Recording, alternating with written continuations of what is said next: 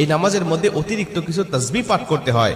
সুবহানাল্লাহ, আলহামদুলিল্লাহ, লা ইলাহা ইল্লাল্লাহ, আল্লাহু আকবার, এই চারটা তাসবিহ একত্রিত করে সুবহানাল্লাহি ওয়াল হামদুলিল্লাহি ওয়া লা ইলাহা ইল্লাল্লাহু আল্লাহু আকবার, এই তাসবিহগুলো, এই বাক্যগুলো এখানে পাঠ করতে হয়। 4 রাকাত বিশিষ্ট এই নামাজ সালাতুত তাসবিহ 4 রাকাত পড়তে হয় এক নিয়তে।